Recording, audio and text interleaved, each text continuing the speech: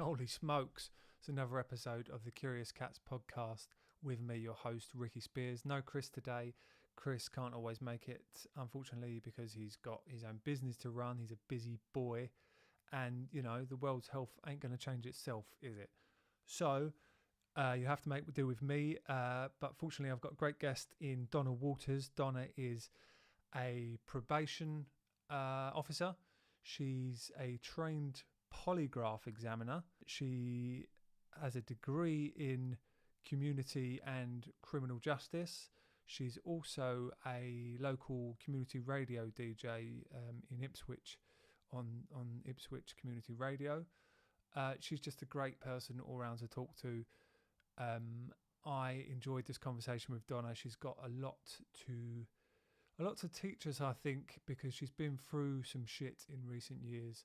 And I feel like she's come out the back of that shit a better person for it. So she's very good at realising the positives from bad times and using them and kind of changing up your mindset going forward from there.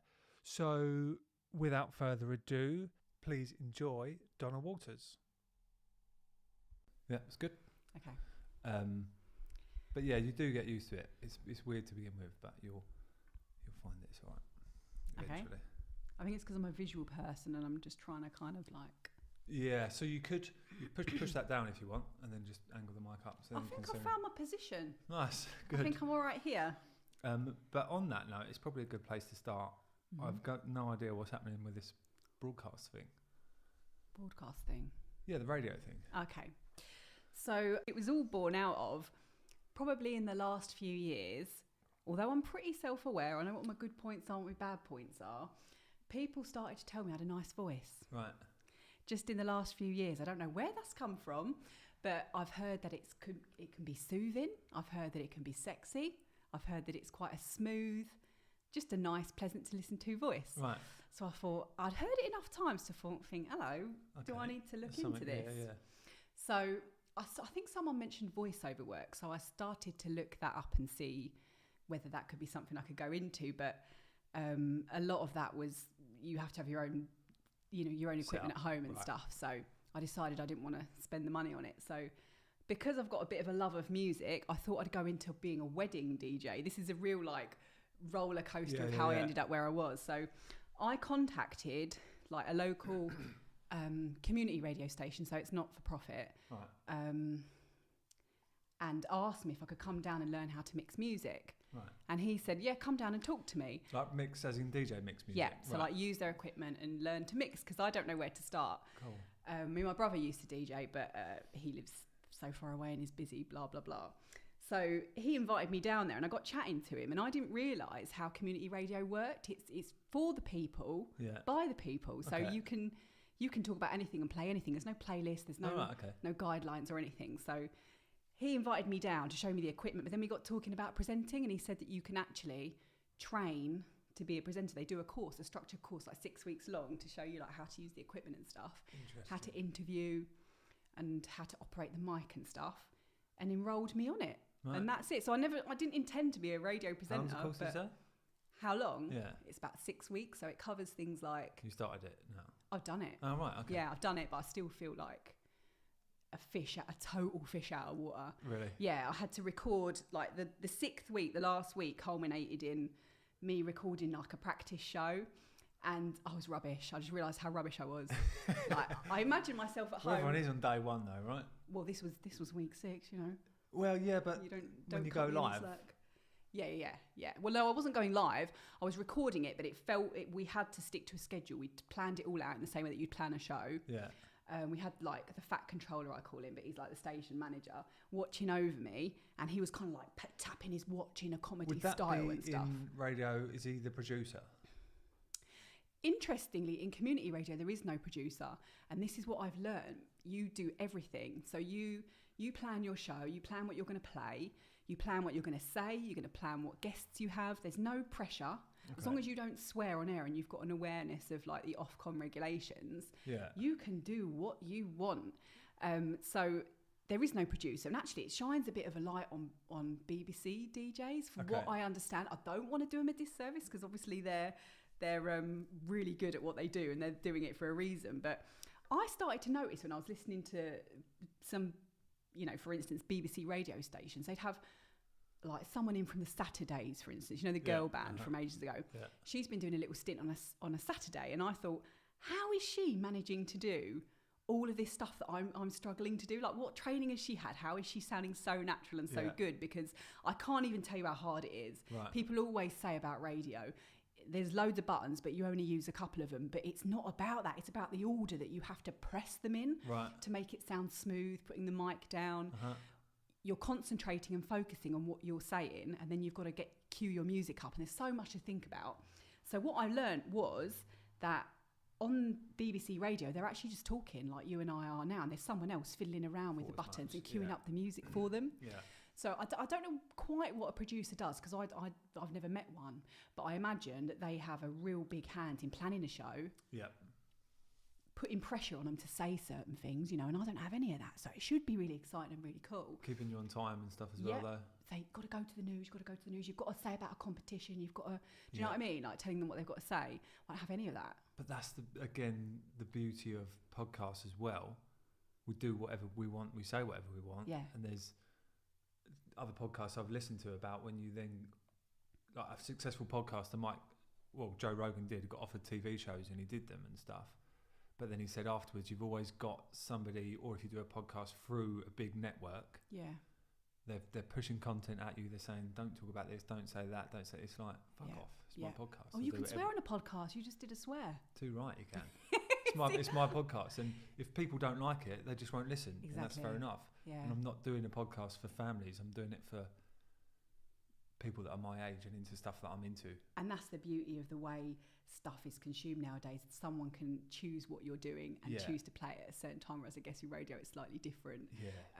Because I'm trying to push for an evening show because I like the swears in my music. I like the rude words. I like so you can do words. that in an evening show? They just you say can, past 9? Yeah, but it has to be after sort of 9 or 10 o'clock. Is it regulated though? Is there like 4 swear words an hour or No, something?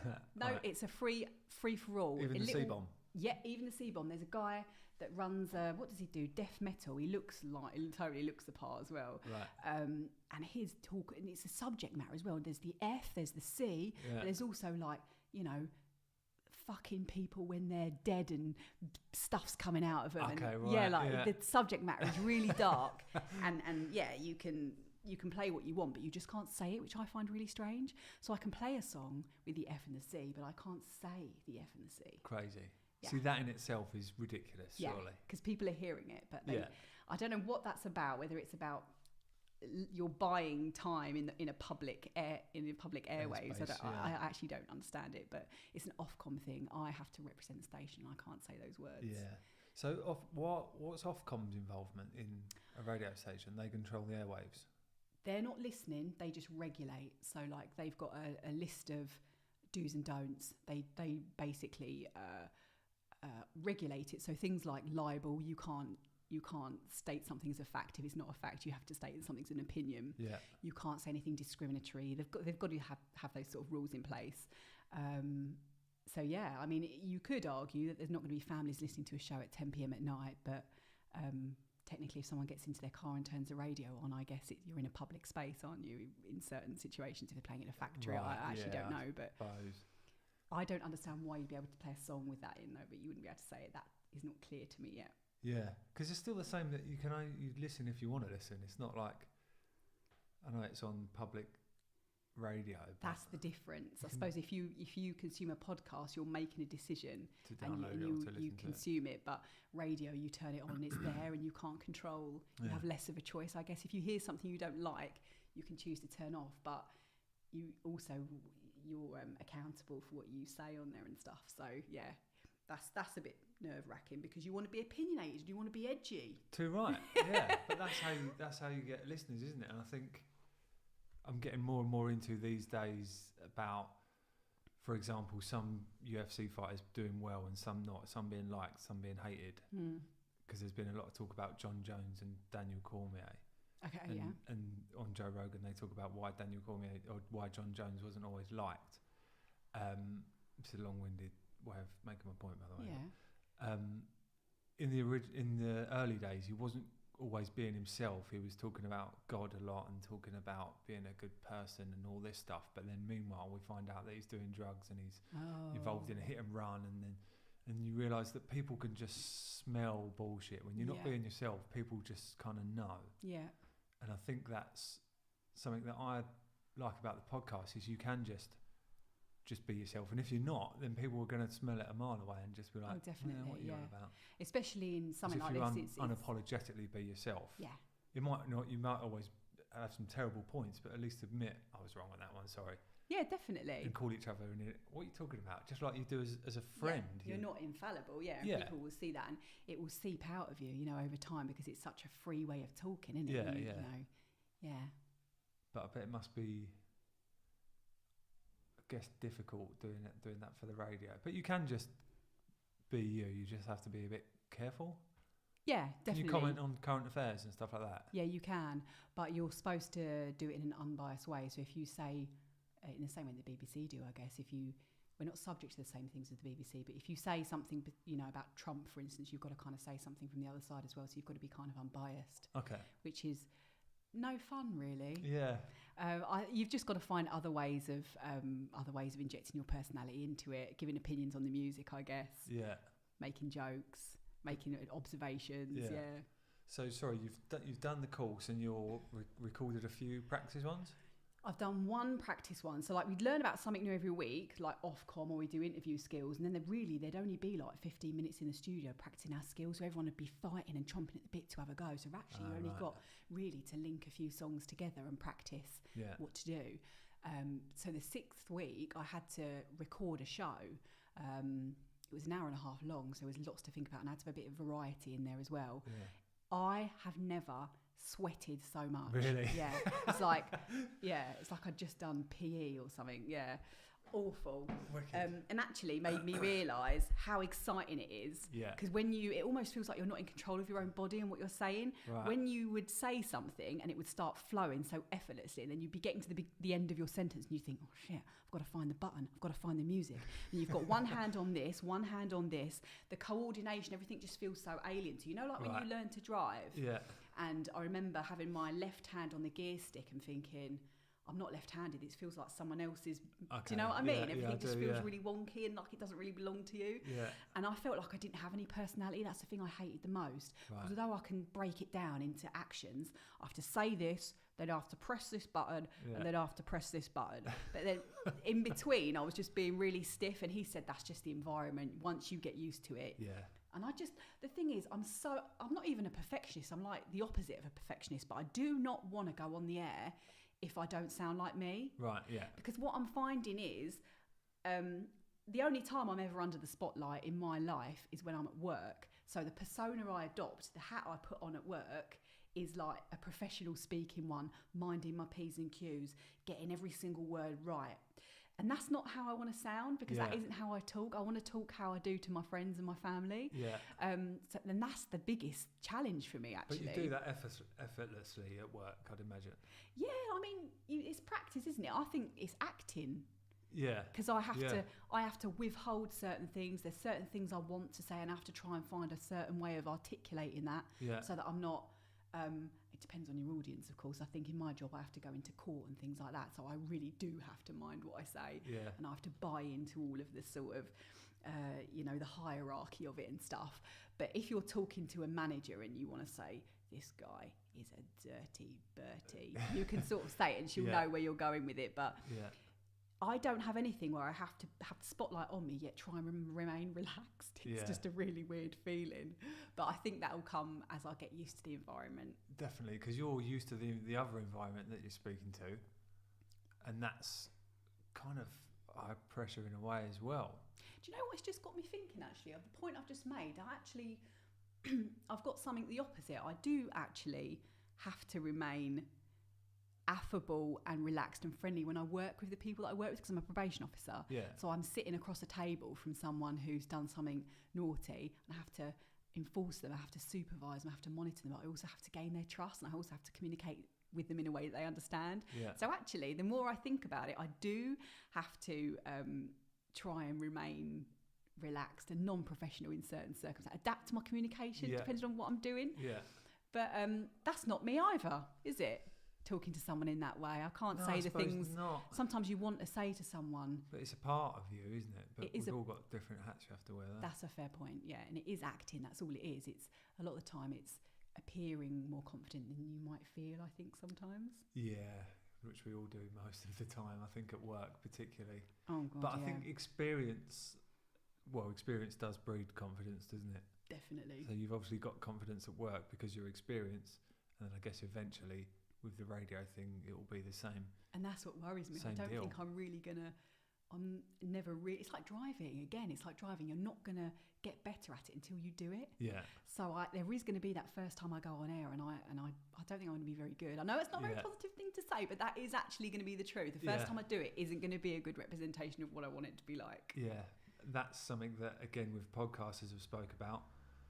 Going back and listening to their first ever episode, they're like, I sucked. Yes. That was terrible. Yes. But I suppose at least you just know that that's the worst you're ever going to be. Yeah. You're only going to get better the more you do it. That's a positive way of looking at it, yeah. And with podcasts as well, you have a series. People will be able to access a number of different episodes the first time they find out who you are. Yeah. Whereas people have got to listen to me for the first time and then decide whether to tune in again next week. That's what worries me. But I think bringing the human element to it, though, would be, for me, best, because you're at least showing people, but by the way, I'm a bit nervous. Sorry, I've just cut that up. Sorry, I'm going to get better at this. I'm a big believer in that. We were told when I was training, if you make a mistake, you can acknowledge the mistake, but don't, whatever you do, go on about it, because it shows you up to be, the mistake maker. Yeah. But I disagree slightly with that. If you can turn it around, if you're flapping about it, that's a different thing. Yeah. People need to be listening, and it needs to feel comfortable and not uncomfortable. You need to feel like they're in safe hands. But there's nothing wrong with making a joke. I dropped the biggest gaffe the first recorded show I ever did. So I queued up 2 tracks, and I was going to link in between them. Is it all on a computer? Yeah, I use an interface which uses Spotify, which allows me to queue up tracks from Spotify. Some people use vinyl, and of course they won't need that. But depends on. It's different for each. You do what you want. Okay, cool. Yeah, and you use your own music as well, so you've got to find the way that works for your own music. So I'd queued a track up, and it started playing, and then I don't know if you know like what the mixer interface looks like on a laptop.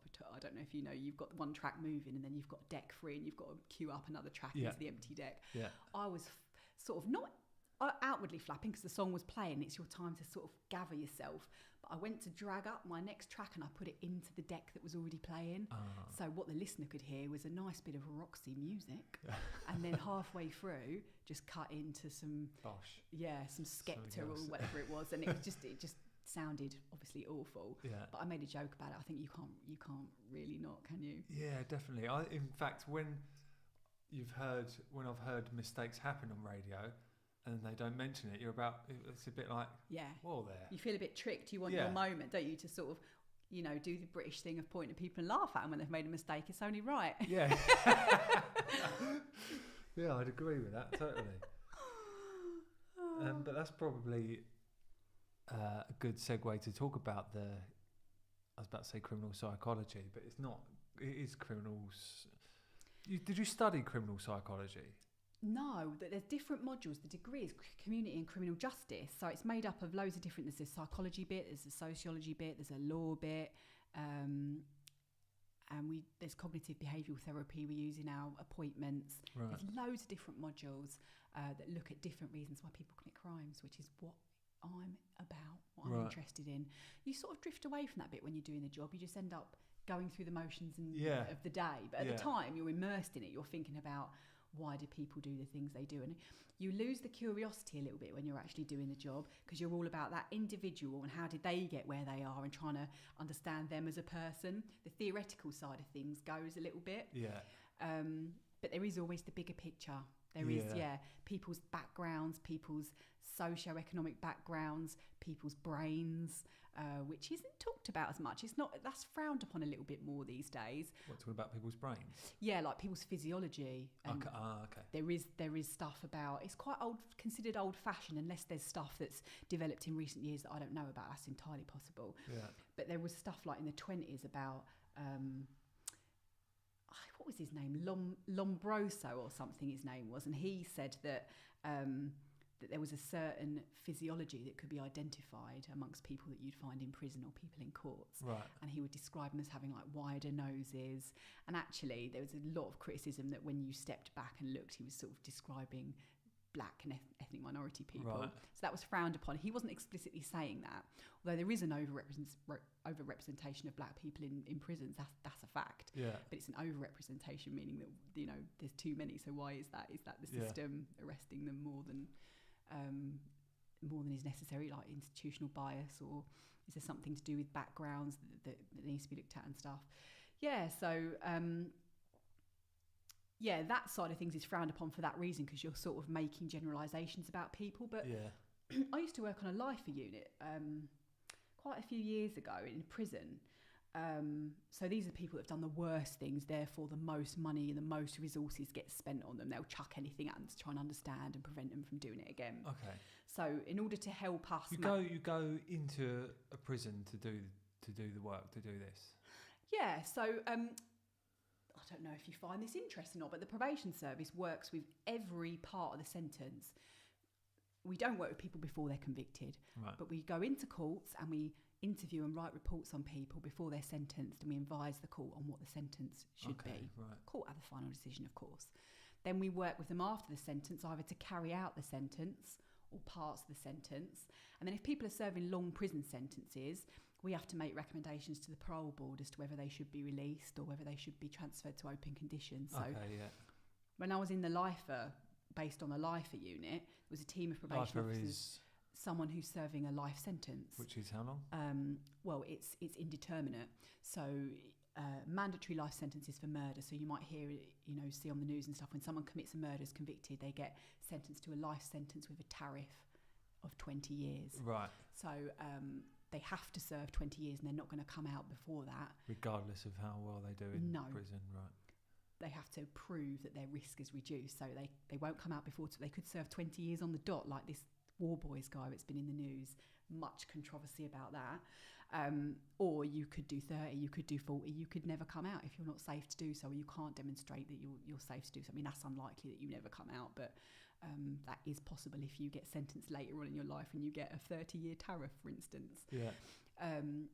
So it gets very tense, it gets very fraught. People have been in there for ages, times have changed, they want to get out, they want to start their life, and they want you to write a good report on them, so it's really tense. Yeah, right. So the people that have done the worst stuff, they get psychologists, they get analysis, they get reports. Sometimes they hire their own psychologists if they want, they want to try and investigate something themselves, if their solicitor wants to help them do that. But you'd see it come up every now and again. Someone who'd done a massive wrong-un had been dropped on the head as a child, and that is something that would be sort of looked at for everyone. What's their childhood, anything happened in their childhood when things started to go wrong, and now and again you would see someone pinpointed as some sort of incident where they'd got a head injury that had affected their brain. Right. So that does come into it. Physiology can be important, but of course that detracts from other stuff like environmental factors and people taking responsibility for their actions, people choosing to do stuff, because for every person that's dropped on their head and murders someone, there's someone that's dropped on their head and goes on to be one of life's good eggs. Yeah, but I think what you were saying about it becomes a bit of a job, I know exactly what you mean there, and I've found recently, when obviously I left the sound engineering because I'd had enough of it, and now I'm kind of back doing it, I've really got to try and make my peace for now with it, which is something I can do. And previously I realised it's a bit of a mindset as well. I'm thinking about it too much. It's actually a good job and I can enjoy it. Yeah. And I spoke to someone about this recently, just trying to stay curious with things, which again is why I've called this podcast A Curious Cat, because it's something I've learned about myself, is that I am naturally curious. Definitely, yeah. And there's something about being in a growth mindset or a protection mindset. Some people might call it a fixed mindset. There's a good book on it actually called Mindset. Right. And how if you're in growth when you're having fun, when you're enjoying yourself, when you're learning a new skill. Mm-hmm. Well, I mean, if you're too nervous when you're learning a new skill, then you go into protection, like, I can't do this is too much, this is too hard, shut yourself off, I'm not learning. It's a bit where I am. Yeah. But when you stay curious with things, I think it can really open up how much you're enjoying it and stuff like that. And I've tried to do that recently with work, just stay a bit more curious about what the job is, the bigger picture, like you were just saying, rather than just I'm setting up speakers today and I'm putting out a microphone for this person. It's like, what is this job I'm doing? What is this? Sometimes it's just a Vodafone conference and there's not much I can get from it. But Dante fires. But other times you can find these things to stay curious about, and I think that's just true for anything you're doing, really. If by staying curious you can enjoy things a lot more. To me, that is something a lot of people in their 30s are going through. They choose a career because they think it's going to give them A, B, and C. They do it. They've done it for a bit, and then they're like, "Oh, is this it then? Is this is this what I'm doing?" But I think what you've done is you've taken responsibility. Yeah, you got to a point where it felt a bit stale, and I remember you telling me a story about that. We can go into it, which I actually always think about, and it motivates me. I'll remind you of it in a minute. But you have to take responsibility for your own life. Yeah. So you get to a point in your career where things they are a bit monotonous. It isn't exciting every day. It isn't maybe even what you thought it was going to be. Yeah. You have to take responsibility to look at what that means for you. If it's working for me right now, I need to understand what the good parts are of it and what I don't like about it. Is it enough that makes me want to leave? If I'm not going to leave, how can I get the most out of it? And that's actually a good, a good way to live life. I actually... I hope I'm not stealing your point, but life actually is like that as well. Life throws you the old plot twist. Yeah. And actually, you have to think, oh, okay, that didn't quite work out how I thought, but what have I got and what can I do and how can I appreciate? And that's what it is. It's living in the present rather than sort of being anxious about what you might have chosen instead, which you can sometimes do. Have I made a mistake choosing this? Or getting anxious about the future. Am I going to be doing this forever? I don't really like it. It's going to make me unhappy. What else can I do? I've bought into this now. I've spent so much time. I've invested in it. Part of it is actually being in the present and appreciating the now rather than always being anxious about what's not right. Yeah. Because this is where you are now. This is what you've been given, whether you've chosen it or not. So you have to sort of make the best of it. Yeah. You've just made multiple good points then. There's lots to go on there, isn't there? Yeah, definitely. Absolutely there is. You can wallow in it, or you can... Because like for my job, for instance, I'm a freelancer in the criminal justice system. The job itself is not very challenging because there's lots of different roles you can do in the probation service. I'm doing something which is less challenging. The people I work with are less challenging. They're less risky. Yeah. So it's less rewarding and there's less you can do because there's less resources. And I'm working for the private bit, which is a little bit of my professional identity being dented. And, I don't like working for a private company. I want to work for the government. I want to be a civil servant. So I've got all of that going on. But actually, am I having the time of my life with the work-life balance? I get to work from home. I've got a great manager. These are the things that are really important because people don't appreciate these things. Then they move on and then they think, exactly now I'm work. Is that what happened to you? Yeah, you moved on to work for someone that wasn't quite as laid back? No, it was as in the shop. Gotcha. I was like, whoa, this is a pair of handcuffs. Yes. I was completely free before, but not completely free, but very free. And now I'm tied to this thing that I have to do. I remember looking at people as I'd nip out to the bank, looking at people just sitting about in coffee shops, shopping. Yeah. And I was like, oh my God, I used to have that. Yeah. Like, I used to have random weekdays off. Now I work 6 days a week and then do accounts on a Sunday. Yeah. Is this what owning my own business is like? Shit, what have I done? Yeah, been there. So how did you, instead of making that negative, how did you make that a positive? I could only do it once it was all done and dusted and I'd sold the business on. Not sold the business, but sold the lease on. At the time I couldn't. It was a case of, right, I've got to fix this. I knew I was in a bad spot and I had to fix it and had to make a decision on what I was going to do, and it's only now that I can see the positives. I'm in such a better light coming back into the sound engineering now, and I'm not saying I'm going to do it forever,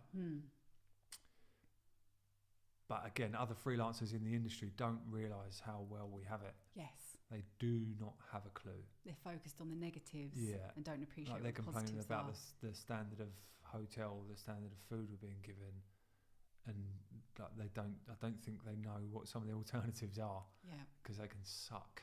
Yeah. Just having money, just if go from being a person that's got money to having shit all, to Been there, yeah. to stopping yourself from going and buy a Costa because you're like, I shouldn't be spending this £3. Yeah.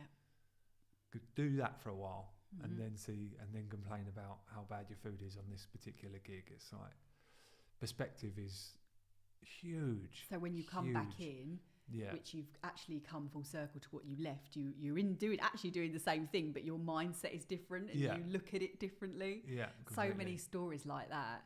But actually you followed your dream as well, which a lot of people don't dare to do. Yeah, It's very similar to your story actually. One of my best friends from school, very successful in the corporate world, husband very successful. Why on earth would they would leave it? You would have no idea. They were travelling here, there and everywhere, ostentatious lifestyle, the champers, the designer clothes, and they thought, actually I really would like a cafe yeah, in Devon.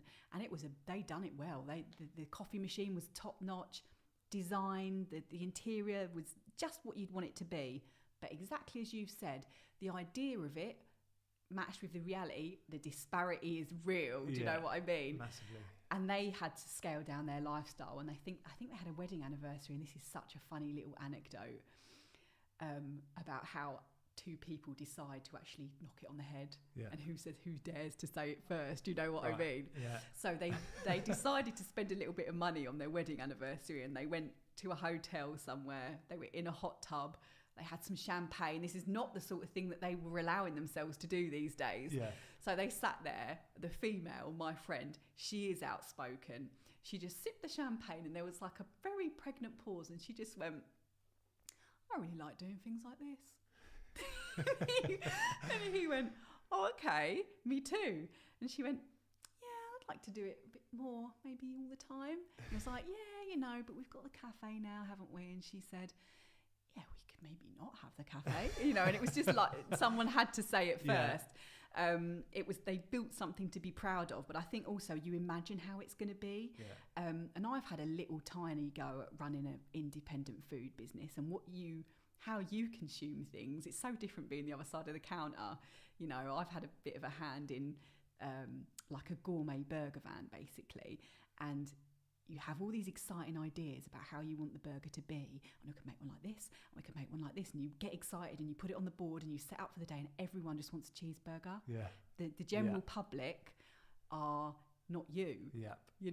and that's a really big realisation, isn't it? Yeah, Did you find massively. that as well in the shop? 100%, yeah. So the wraps become the most popular thing, and for me in my head was I want to come away from bread because I want to eat less bread and I want to help other people eat less bread. For whatever reasons, but it was just wraps are most popular, particularly ones with melted cheese in it and things like that. Yeah. And then it's just like, right, okay. So we've moved away from what I what's happening actually. here. Yeah. Just because I would happily eat a salad for lunch every day, most of my customers probably don't care. They just want a sandwich and to get the hell out of there. So maybe this isn't for me. Like I was quite specific when I first wrote my business plan. I didn't want Coca-Cola in the fridge. Yeah. Not that I want to be a snob, if it's, you drink Coca-Cola if you want, whatever. But for me, I didn't want to be part of the problem. I didn't want to push that. I wanted to help be healthier, because I think if you get healthy personally, then you can deal with a lot of other shit you might want to deal with. But then after talking to the business mentor, he kind of brought me back down to reality, and it's like there's no money coming in and blah blah blah, and he's perhaps it's time to put some Coke on the shelves, and perhaps you should start doing muffins in the morning, and perhaps you should start offering some bacon rolls in the morning and stuff like that. Who said that? My business mentor. Okay. Because he was real, he's a proper business mentor. He would give it to me straight, give it to me pretty hard. He's like, fair enough if you do want to go healthy, but you're not in the city. You haven't got that target market that you have built the business for. So maybe it's time to start pivoting a little bit, or jack it in. And I chose. Did he present that as an option? Did he actually say it? Not really. He certainly said it was him who got me to start doing toasted wraps and things like that. Yeah. And they started flying off the shelf. Everything he suggested was right and started bringing in money. Okay. But then I realised it was coming away from what I wanted to originally do. but he was proper business mentor. He was about the bottom line. He wasn't necessarily Mr. Are you enjoying this? Yeah, so it wasn't about like integrity or your vision or your passion. No. This was hardline business, bottom line kind of shit. Bear in mind, this same guy who said to me, and I often think about this, when I was having trouble with making a decision to walk away, because everything entrepreneurial you read is don't quit, keep going. Yeah. Success is just on the other side of when you want to quit and all this. And that was so ingrained in my head. You can't quit. And then after speaking to somebody, it was actually a hypnotherapist I went to go and see, and they said about there's absolutely no shame in walking away from something you're just not enjoying. That was the hardest bit, is to turn around and just admit I'm not enjoying this. All right, well, let's walk away then. But and I remember talking to him about it, and he said, he specifically said to me, I've never quit anything in my life. I was like, kind of cool, but at the same time, now after talking to a hypnotherapist, I've got a different take on this. And he used to own a sandwich shop. He was quite a big deal in the food industry, this guy. He'd helped grow a couple of the big London chains. He was involved early with Pret. He was also involved with Crush, which are a big kind of fit food kind of vibe in London. He helped grow them. And he used to own a sandwich factory, and he hated it. He admitted that he hated it, but he did it for 15 years. But you could see he was partly proud that he'd never quit anything in his life. Yeah. But at the same time, it was like, he then admitted to me, I fucking hated it. I hated my staff. It made me a horrible person, blah, blah, blah. But it was a weird one, you know? Yeah. But while you're sticking with it, you still don't know if it's going to work, and you're moving away from why you started it in the first place. Yeah. But yeah, he was very much a business orientated rather than... Yeah. Which was right for me, because I needed hard facts to make decisions, I think. Yeah. But at the same time, I'm a bit more... Don't really want to use the word sensitive, but I probably should. That's more my communication style is, are you enjoying this? Is this what you want your life to be about? Yeah. Whereas it was different talking to him about that, because he was more, like I said, the business mentor. But so that just shows it was right. You walked away then. Yeah, massively. And that was going back to the point we sort of made a while ago, that I didn't realise, started to take the positives until now, until I look back. It actually took me a while to get over the whole thing generally, because I felt so stupid for going so hard and bringing family with me, and then having to turn around and say to them, not really enjoying this, this was a mistake. Like that, I felt so stupid for doing that, and I've only really just got over it. Really? Yeah. But now the lessons I've took, and I think you've spoke about this, is some of the biggest ones are getting to know yourself. And I think that's, again, going back to what you said about in your 30s, I think that's when you start to really get to know yourself a bit better. Yeah. 'Cause in your 20s, couldn't give a shit what was going on. I was just chasing fun. And the future is somewhere in the future. Yeah, yeah. You know. And then you hit your 30s, and then you just start asking all these questions, right? Yeah, you've started to achieve some of the goals. It's not quite how you thought. Yeah. So sometimes you have to have a rethink. Massively. Yeah, they're calling it a quarter-life crisis, aren't they, for a lot of people? But there's so many people that change careers in their 30s. That's really common. I think that's what it is. People are a bit disillusioned with the things they chose. Mainly, a lot of it is to do with the ridiculous pressure on teenagers to decide what university course they're going to do or what career they're going to have when they don't even know who they are. Yeah, what path they're going to have. Yeah. You don't know yourself, do you, and what your skills are? No, what you might want to do in your 20s is definitely not what you might want to do in your 30s. Nope. As, well, probably all of us discover. Yeah. So I think that's a lot of what's to do with it. You actually have a good sense of self, good sense of identity, and then you can get yourself back on track. Yeah, I think you have to go through some shit stuff to even get to the point to ask them questions, because that's how I made myself realise is I actually sat down when I was making a decision, invest more and make a go at this thing that I've started, or knock it on the head and walk away. Yeah. And I just kept asking myself, what do you want from your life? Like, what do you want? And that just got me to the decision so much quicker.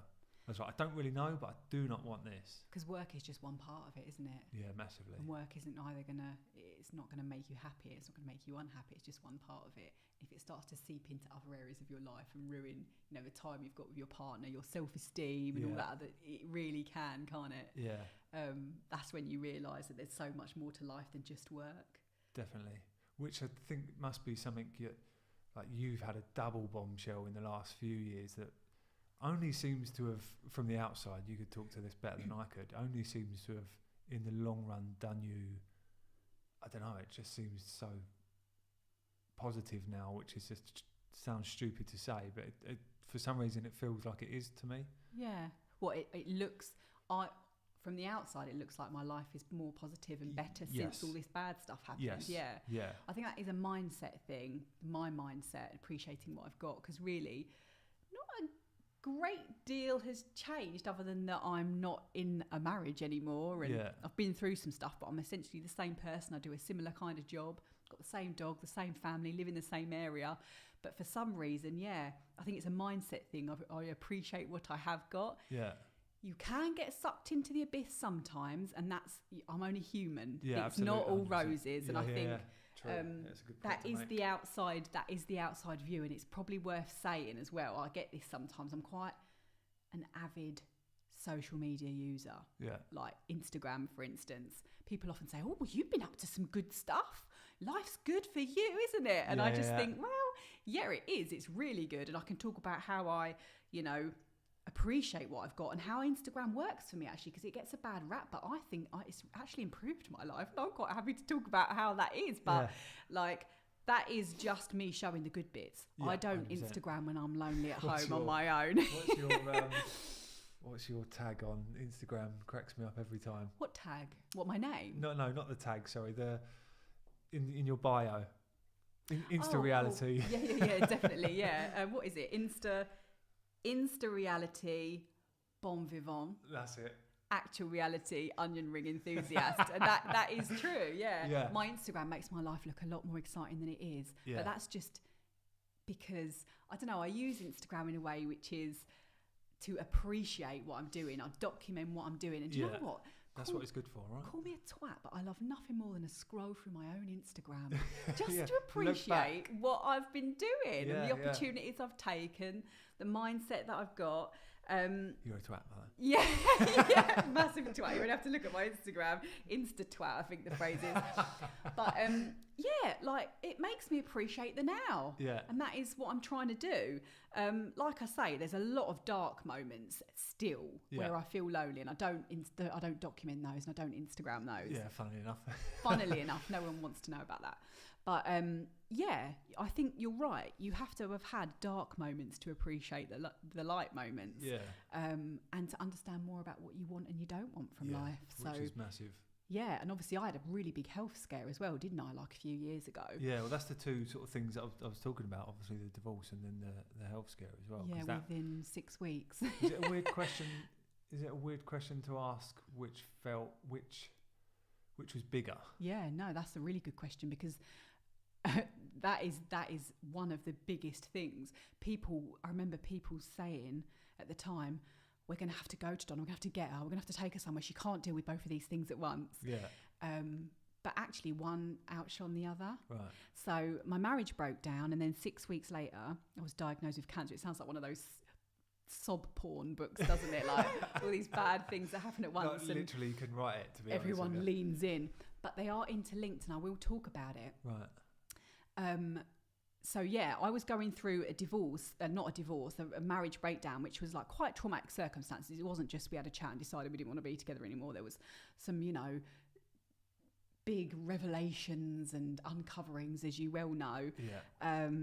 Lots of betrayal and what have you. So I was dealing with that, and I thought, and I was sort of trying to come to terms with the fact that I felt not good enough at that moment in time. Yeah. And then 6 weeks later, I was diagnosed with cancer. And it was almost like a light switch. Immediately, the relationship stuff didn't matter. Right. I started to not worry about that anymore. How mad is that? Isn't that funny? Yeah. Isn't that funny? The worst thing that had ever happened to me within a day didn't matter Really? anymore. It was like that? Immediately. That's mental. Because I know it's not a fun topic, but when you're diagnosed with cancer, there's this period of time where you know you've got it, but you don't know how bad it is. Okay. So right. there's this period of time where they've tested you, and it's like there was no clear margin. So sorry, you've got cancer, but we also need to have a little look round and scan you in different ways and examine you and find out whether it's spread. So I think it was only 10 days for me. It can be longer for other people. Yeah. So I had 3 different scans so they could find out where it had gone. And during that 10 days, I contemplated my own death, basically. Right. Yeah.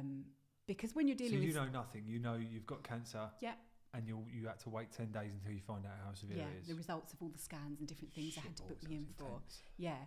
And to make it worse, it was cervical cancer, which we are lucky enough to be tested for as women every 3 years. Right. And I hadn't been for a long time for various reasons, which is quite relevant to this podcast, actually. Right.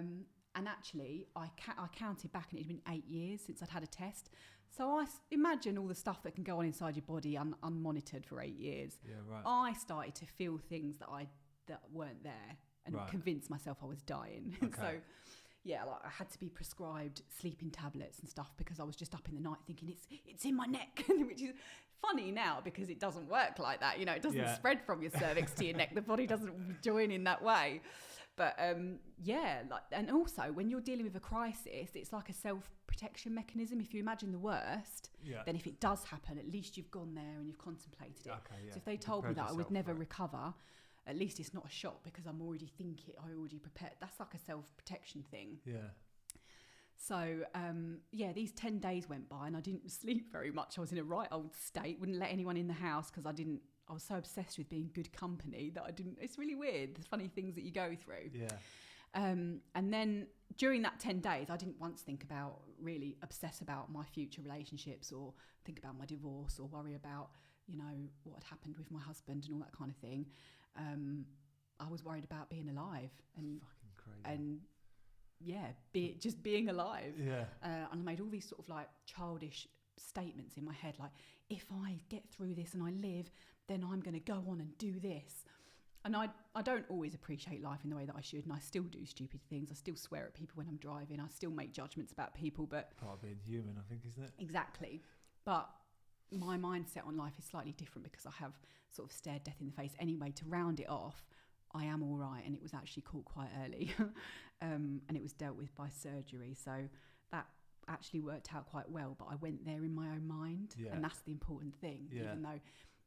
Sometimes when I meet someone new, I say, I've had cancer. They go, oh my God, how bad was it? And I'll say, well, it was in the cervix and it was stage 1. Oh, that's okay then, just a splash. They don't realise that kind of period that you go through. Yeah. But it is interesting dealing with 2 traumatic things at once, one outshone the other. Yeah. I sometimes think about it every now and again and think, did that really help and actually put things in perspective? Actually, this is just a twat that didn't deserve me anyway. Yeah. And it's more important to be alive and take opportunities that life offers you, or does it just delay it and it came back to bite me in the bum later? I don't know. I haven't decided what I think about that, whether it's just delayed it or not. But at the time, I think you can only deal with so much. Yeah, definitely. Your brain will shut off to other things. But them 10 days, what else goes through your head? I can remember doing weird autopilot things immediately. So like immediately as I was told, I didn't, because it's funny, when you watch it in soaps, the doctor always kind of like does it in a certain way. He kind of, we've got some bad news and we'd like you to take a seat. This geezer had no bedside manner whatsoever.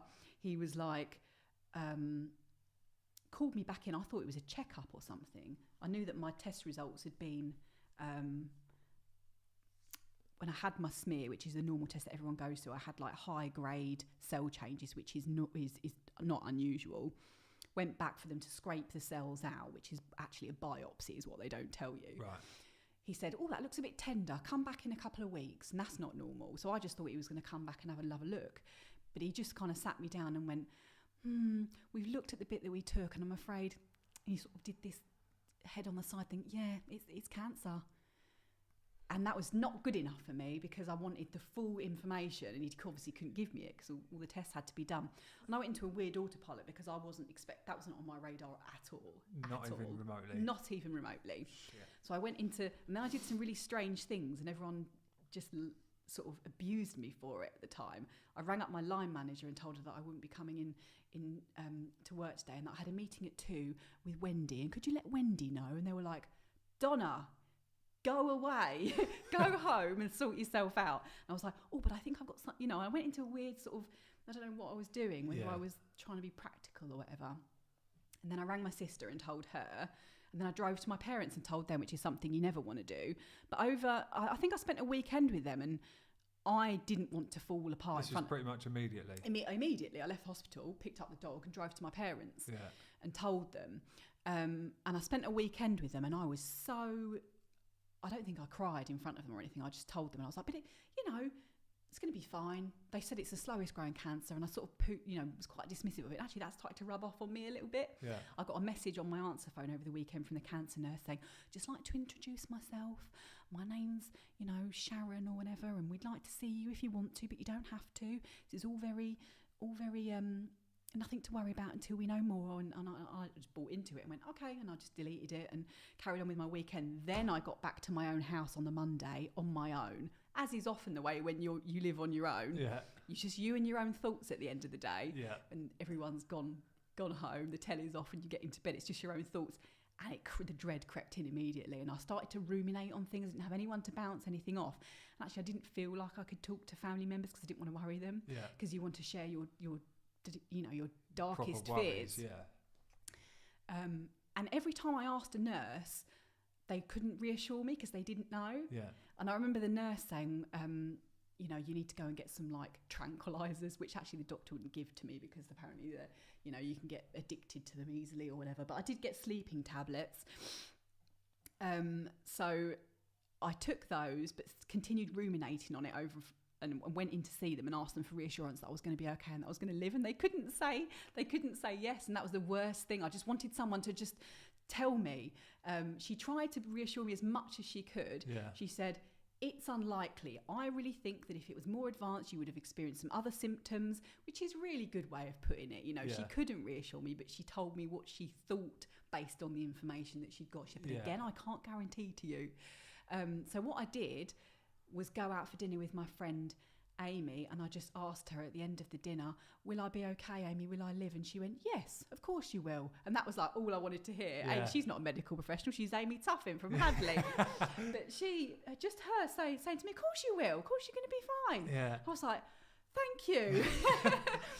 Why is it that we can so rely on our friends for an unjudgmental ear and we can't our own families? Yeah. Sometimes. It's mad. Protecting them. Yeah. Yeah. That's part of it, because I was just thinking, you probably could say all these fears to your mum and dad. I'd imagine. Yes, it is going to hit them pretty hard as well, but that's kind of what they're there for at the same time, isn't it? Yeah. And I've learned that and I learned it with the shop. I talked to mum about it quite a lot, and I got comfort in just being completely honest with her. You felt you could do that? Yeah. It was tricky at first, but I actually liked hearing mum tell stories of when they were struggling, when me and my brothers were all young. That helped me, knowing that other people have been through it as well. But yeah, it is mad. I find that as well. You can rely on your friends for I could tell my friends that I've done something really shit today, by the way. Yes. And they'd be like, oh, right, what have you done? Yeah. And they wouldn't... I suppose it goes hand in hand. They're not your parents, they're your friends. And your parents do judge you because they're your parents, and they're going to give you shit if you've done shit. There's this weird dynamic between you and your parents, though, because especially with something like that, and I think it's different with you in the shop because your mum was there with you every day, and she could see, she was very aware of the pressures, wasn't she? Yeah. And what the customer was doing and how that made you feel and how she imagined that made you feel. I think she probably had full empathy with you, and I don't think you could have said much that would have surprised her. But I think there is this weird dynamic when you confide in your parents about your fears, because you don't want to worry them. Yeah. And then when you tell them the fear, they don't want to act shocked because they don't want to worry you. And you're both everyone's protecting everyone and no one's really saying what they think. Yeah, you're right. It's a weird dynamic. You're absolutely right. I think I thought if I am going to die, or if this is like stage 4 where it's spread and they can't get rid of it, then I can be totally honest, and then I can tell them I'm scared of dying. Yeah. And I'll unleash it. Yeah, but until then, I'll keep a lid on it. Yeah. Did you like reflect in them 10 days at all? Did it ever get that serious, your thought of dying? What do you mean reflect? Just like, did you start thinking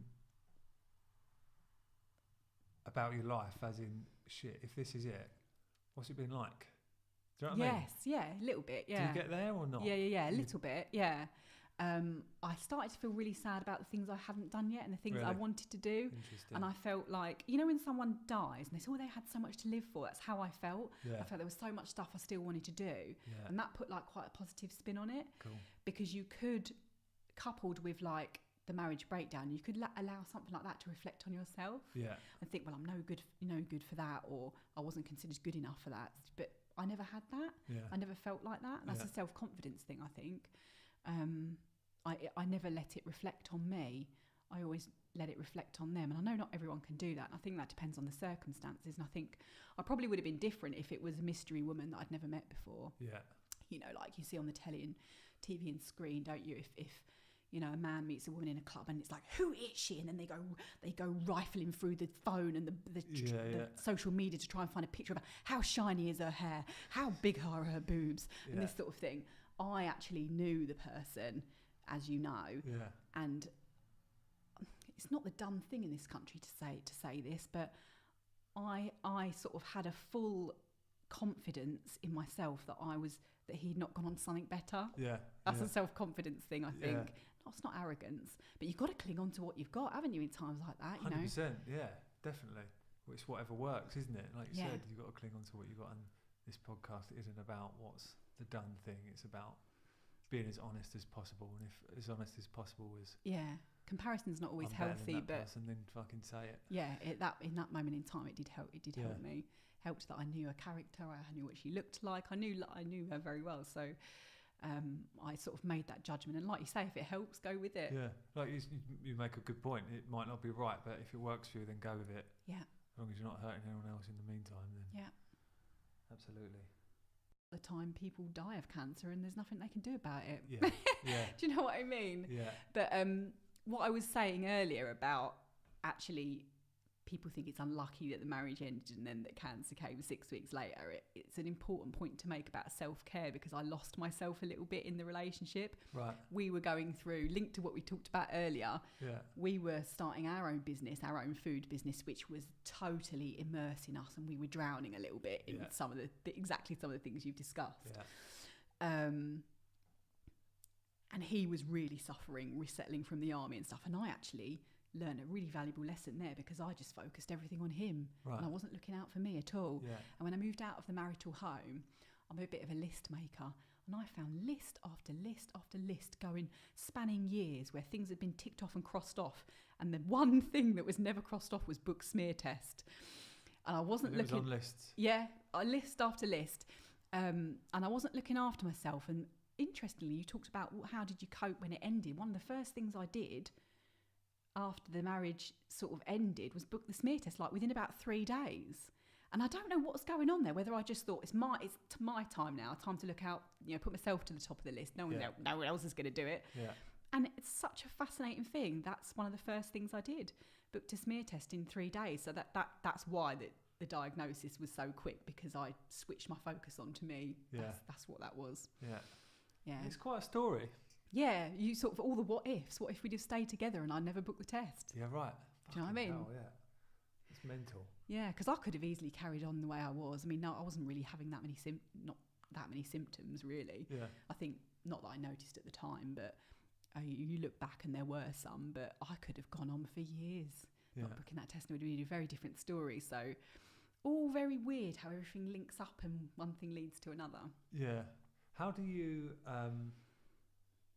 what's your mindset on your ex-husband and stuff now? I get asked this actually, and I don't feel anything. I don't feel that I miss him. I don't feel that I love him. I don't feel angry, because I actually never did. I never did feel angry, because I lived with him and I saw, I mean, it's no excuse, but actions are always underpinned by an emotion and a thought. And he made some really stupid decisions, and a lot of it was his own fault. But he came out of the army with no real plan. Thought that it was going to be better than it was. Had the old rose-tinted specs on. Thought, I'll open a burger business, and I'll get this amazing old van from France and do it up, and it'll be great. He was always a little bit like that. He didn't leave with a plan. So I think I am naturally over empathic with people. Even wrong uns. Maybe that's why I do the job I do. But yeah, I can see how it came about very easily. Yeah, because that's something that interests me is people coming out of the army and then trying to make a life for themselves, or even athletes retiring from sport and then what they're going to do next. It's like coming down from that. That's something I was obsessing with while I was in South Korea working away. It might have been, I don't know, I find comfort in knowing that there's other people out there making sacrifices for certain things. So I'd be constantly watching military films on Netflix. I was just obsessed with them. What I've watched, all there is to watch on Netflix, because I've always been obsessed with kind of action men anyway. Are they films or documentaries? Both, sorry. Both, yeah. And just that, I don't know why I watched them, just because I took solitude in knowing that there's other people that sacrifice working away for months and months and months, sort of thing. But yeah, that always intrigues me, is them fitting back into normal life after having that high of being in the military and being involved in war and shooting guns and all that horrible stuff. That actually at the time they're quite, a lot of them, you see, there's this documentary on Netflix called Restrepo. Okay. And it's about an actual camp in Afghanistan, like that's in the hills, and it's a right hot spot for firefights, basically. So it's occupied by the Americans, and they get attacked pretty much daily by the Taliban. So they're involved in firefights every day, and you see them. There's actual footage of them being involved in a firefight, and it's kind of mad. It's like they'll be shooting, and then they'll kind of get down, take cover, and they're looking at each other, and they're actually laughing, and because they're properly in the moment, they're buzzed out their mind on adrenaline, and then coming down from that, imagine then coming home and then being in a flat on your own or something like that, and I've got to go and get some milk now. I never thought of that aspect, actually. The heightened, it makes total sense, the heightened emotions and adrenaline that go with that. I sort of noticed the lack of structure and the lack of, because obviously there's a clear hierarchy in the army, and there, even when you're a decent rank, which he was, there's still a clear, every day, get up at this time, you do this, then you do this, and then we're all going to go and do this. He went from that to being at home, not really with any, he was floating around really, like a parsnip. And he was a bit of an old romantic and thought that as long as we were together it'd be all right, and it's totally not. You need to feel there's all sorts of stuff going on there about our own confidence and our sense of worth and value that we get from work, and our professional identity. He lost all of that, and didn't realise how important it was. I think it must be so difficult for athletes retiring from sports as well. I think why a lot of them struggle, but a lot of boxers turn to the adoration as well, haven't you, that sort of goes as well. That. And now you've got nothing. Because it is, unfortunately, with boxers in particular, or fighters, once you're retired, it's kind of like, unless you were massive, then people are still into you, but it's like, what are they into you for? Because you're a boxer, but what are you now? Does that happen in football as much? Because all you ever see is footballers going on to be managers, and do you know what I mean? All that kind of stuff. I think it must do, because it's not like there's a. They can't all do it, can they? Exactly. It's not like they can all do it, and they must have, and not having that regime anymore, and having that freedom when you leave. That must be quite similar. And not have them highs of playing in cup finals and whatever else. It's the same thing about that's come up quite a few times in this chat, which is that the way you think things are going to be is not how they are. So there's little fantasy that we always had. One day I'll leave the army and then we can just do this. And it was the everyday stuff that normal people take for granted, like going out for dinner together or watching a programme or, going to the supermarket together, mundane things we take a lot of pleasure from. And it'd be in the distance. One day I'll leave the army and we can do that every Tuesday. And then the reality comes, and it's not what you think. And imagine building your whole life and your whole goals on something, and you've talked about it. It's the same thing. Take your rose-tinted specs off, everyone. Yeah, that's a very good point. I try and do that now, actually, because that's something I missed, is the normal shit that I've got to do. And I try and do that now once I'm back doing the normal shit. I'd love just me and Alison chilling out indoors watching Netflix, and sometimes I'll now actually bring myself into the moment and just be like, this is cool. Couldn't do that. Yeah. Yeah. Or even when I'm working away, I think about them times and look forward to getting home to that and stuff, because that small stuff is definitely important, I think. And that's true of a lot of stuff we've talked about, taking the pleasure in the small things. Yeah. Because that's the whole Instagram thing. Well, you're doing so much good stuff. Well, actually, I love putting my little blanket on a weeknight. Yeah. Music, coffee, this bliss, you know. It doesn't always have to be going up London and taking a picture and showing everyone what good stuff you're doing. It's taking pleasure in the everyday and being comfortable in your own company, and so that when things go wrong, you've still got you and you can look in the mirror and still like it. Yeah. The same for me on Instagram with work. You get to do all this cool stuff. I was actually going to post a picture, but I completely forgot to, of me sitting on the floor side of stage at a festival, and I'd been there 5 hours, and it was that Outlook Festival, the dubstep and hip hop one, and just wanted to show people the other side. I'd just been sitting there for 5 hours with my headphones on while there's 100 decibel music going on. It was like 2 a.m. I've been there since the afternoon, and I'm bored out of my mind. I do not want to hear another dubstep song. I do not want to hear another hip hop song. This is doing my head in. I just want to go home. I'm tired. Yeah. I should have posted that ready to say it's not all Olympics and big stars. You know, it can have its shit times too. Yeah, definitely. Yeah, man.